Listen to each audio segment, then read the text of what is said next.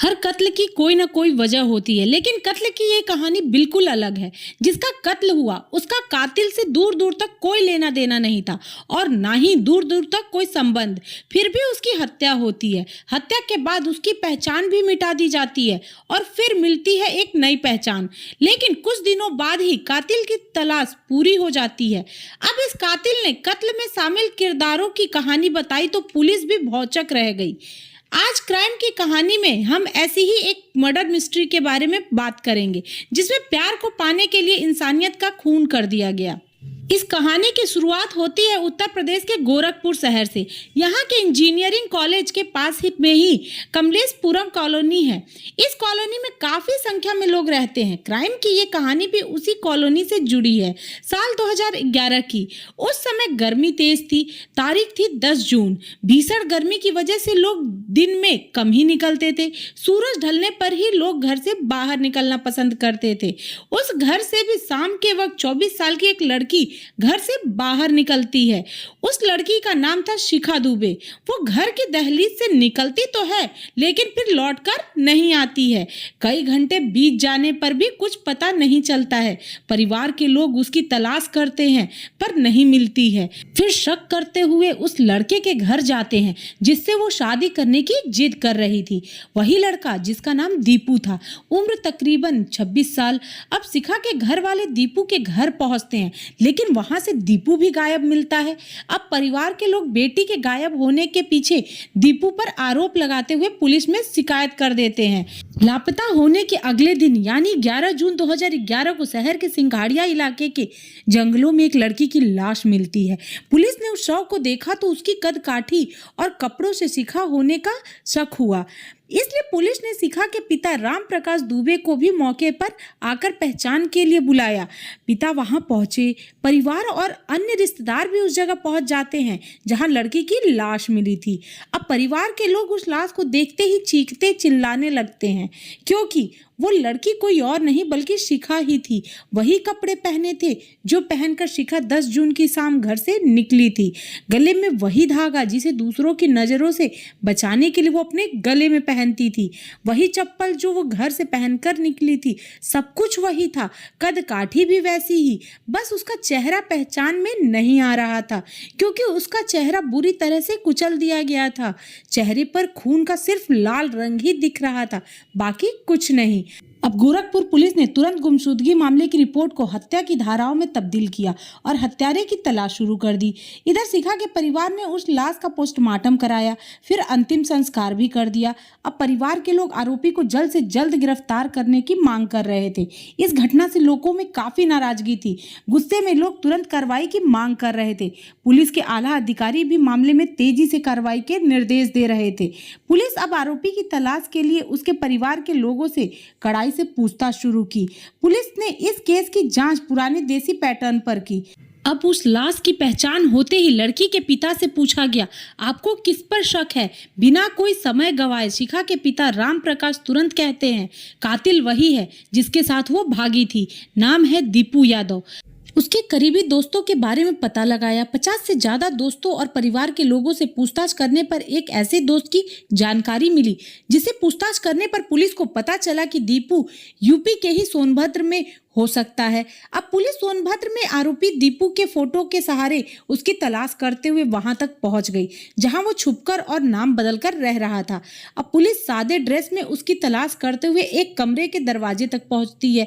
दरवाजा खटखटाती है। उस दरवाजे को एक लड़की खोलती है। उस लड़की को देखते ही सादे ड्रेस में पहुंची पुलिस चौंक गई।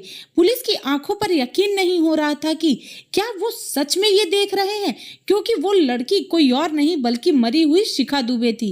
फिर पुलिस को कमरे में दीपू भी मिल गया। अब पुलिस के सामने वही सवाल था, जब शिखा जिंदा है तो फिर मरने वाली लड़की कौन थी? अब इस बारे में शिखा और दीपू से पूछताछ की गई, तब बेहद ही चौंकाने वाली बात सामने आई। दीपू और शिखा ने बताया कि इस अपराध में सिर्फ वही दोनों नहीं बल्कि 2 और बड़े किरदार हैं, जिसमें सबसे अहम दीपू का एक दोस्त है जिसका नाम सुग्रीव है, जो पेशे से ट्रांसपोर्ट कारोबारी था। उसकी कई गाड़ियां चलती हैं। उससे मिलकर ही खौफनाक साजिश को अंजाम दिया था। क्राइम के इन किरदारों में आखिर में ट्रक का एक खलासी भी शामिल हो गया था। दीपू और शिखा ने पुलिस को बताया कि दोनों एक दूसरे को बेहद प्यार करते हैं। दोनों का घर आसपास में ही है, इसलिए उनके मिलने पर लोगों को शक हो गया। इस बारे में शिखा के परिवार को जानकारी हुई तो पिता ने सबसे ज्यादा विरोध किया था। पिता ने साफ साफ कह दिया था कि कुछ भी हो जाए उस लड़के से शादी नहीं होने दूंगा। अगर ऐसा हुआ तो सब लोग मेरा मरा हुआ मुंह देखेंगे। ऐसे में दोनों परेशान हो गए थे, इसलिए घर वालों को बिना बताए ही 18 अप्रैल 2011 को एक मंदिर में जाकर शादी कर ली थी। शादी के बाद बिना किसी को बताए दोनों अपने अपने घर चले गए। अब दोनों एक साथ रहना चाहते थे, लेकिन ये बात पता थी कि घर वाले तो राजी नहीं होंगे। अब घर छोड़कर भाग गए तो पुलिस केस होगा, पकड़े गए तो दोनों फिर से अलग हो जाएंगे। ऐसे में ट्रांसपोर्ट कारोबारी सुग्रीव ने बताया कि वो काम के सिलसिले में सोनभद्र भी आता जाता है। वहाँ एक शादीशुदा लड़की है, उसका नाम है पूजा। उसकी उम्र भी 25-26 साल ही है। वो बिल्कुल शिखा जैसी दिखती है, दुबली पतली वैसी ही है जैसी शिखा है। पूजा की लंबाई भी शिखा जैसी ही है। उसकी एक बेटी है। परिवार काफी गरीब है, मुश्किल से 2 वक्त की रोटी कमा पाते हैं, इसलिए एक बार वो काम के सिलसिले में मुझसे मिली थी।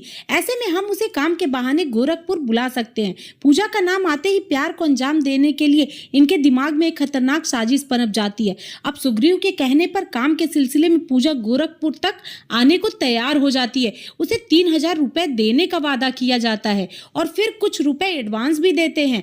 ऐसे में पूजा राजी हो गई। वो परिवार से किसी को बुलाकर अपनी 3 साल की बेटी भी उन्हें देख रेख के लिए सौंप देती है, ताकि गरीबी में उसकी कमाई से भी घर का खर्चा चलाना आसान हो जाए। लेकिन उसे क्या पता था कि जहां वो जा रही है वहां उसे मौत मिलेगी। अब वो तारीख तय की गई 10 जून। इसी तारीख को सुग्रीव खुद ही एक ट्रक लेकर सोनभद्र से गोरखपुर के लिए चला था। उस ट्रक में खलासी बलराम भी था। अब ट्रक से ही पूजा को लेकर सुग्रीव और खलासी बलराम गोरखपुर आते हैं। यहाँ के सुनसान जंगल वाले इलाके में ले जाते हैं। यहाँ बताते हैं कि कुछ लोग मिलने के लिए आएंगे। इसी बीच सुग्रीव ने फोन करके शिखा और दीपू को भी वहीं पर बुला लिया। घर से निकलने से पहले ही दीपू मार्केट से पूजा के लिए नए कपड़े खरीद लिया होता है। उसे बैग में रखकर दोनों जंगल में पहुंच जाते हैं। फिर पूजा को उस जगह से दूर ले जाते हैं जहां ट्रक खड़ा है। ऐसा इसलिए ताकि ट्रक के पहियों का निशान ना मिले।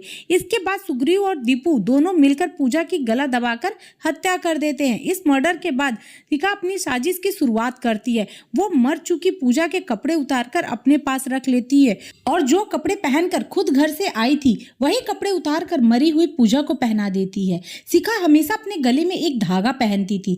उस धागे को भी उतारकर पूजा के गले में डाल दिया और चप्पल भी आसपास में छोड़ के फेंक देती है।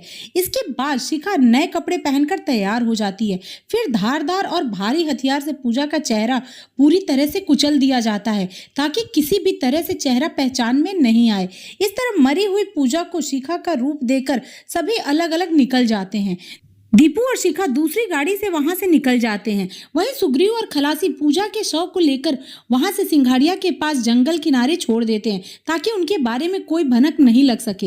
इसके बाद धारदार हथियारों को दूर के नहर में फेंक देते हैं। इसके बाद दोनों ट्रक लेकर निकल जाते हैं।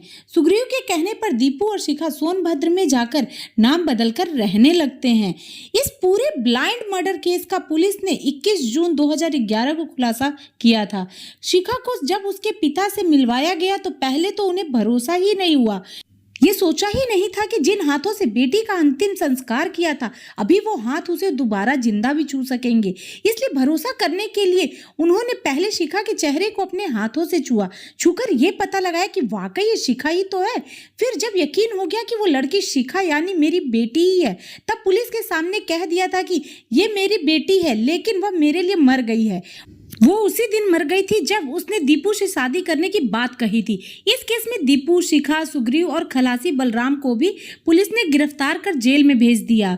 लेकिन अफसोस उस पूजा का जो गरीबी में अपनी मासूम 3 साल की बच्ची को छोड़कर गोरखपुर आ गई और बिना किसी दुश्मनी के मौत की नींद सो गई। अफसोस इस बात की कि प्यार को पाने के लिए 2 लोगों ने खुद के बजाय उस मासूम पूजा की कुर्बानी दे दी। जिस प्यार के लिए दोनों ने दूसरे का परिवार तबाह किया, वो बाद में खुद भी शादीशुदा जिंदगी गुजर नहीं कर सके।